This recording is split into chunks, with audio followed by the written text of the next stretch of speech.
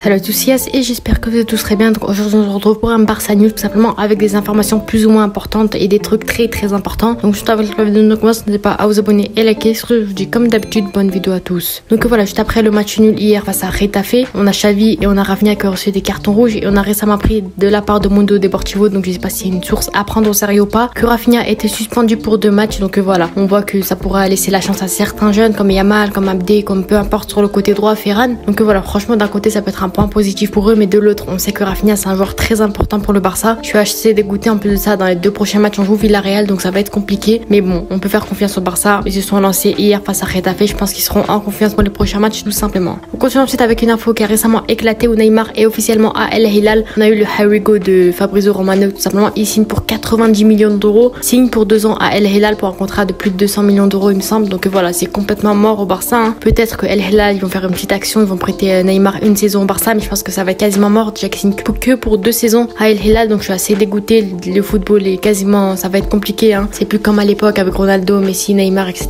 Neymar quitte l'Europe, il termine sa carrière, son carrière assez triste, hein, quand même, passer un passage compliqué au PSG, ensuite venir à El Hilal à seulement 31 ans. Donc voilà, en soi, le PSG fait un énorme braquage. 90 millions d'euros pour un joueur indésirable qui a 31 ans, franchement c'est très propre pour eux. Et voilà, je souhaite quand même le meilleur pour lui. Il pouvait rejoindre le Barça, c'était compliqué. Il a refusé les 15 millions d'euros du Barça pour la saison. Il a signé à El Hilal, bah bon courage pour lui.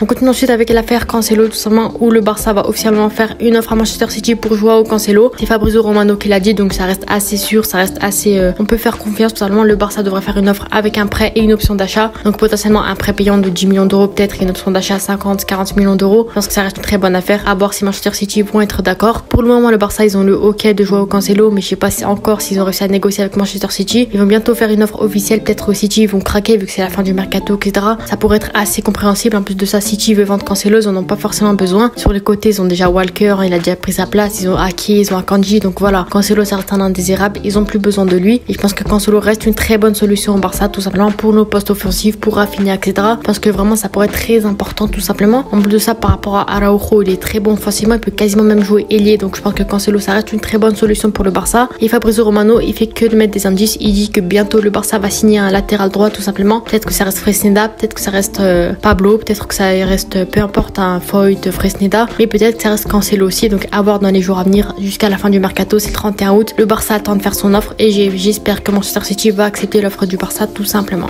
Ensuite Laporta a dit qu'il veut signer Joao Félix. Voilà, lui Xavi il aime pas forcément Joao Félix, il a déjà dit, etc. Et Laporta, d'après quelques sources, il voudrait faire un échange Ansu Fati contre Joao Félix. Donc est-ce que ça reste une bonne idée ou une mauvaise idée? Personnellement je serais assez dégoûté de perdre Ansu Fati. Pour moi ça reste un énorme crack du Barça, même si ça fait des années qu'on l'attend, qu'il montre au plus haut niveau, etc.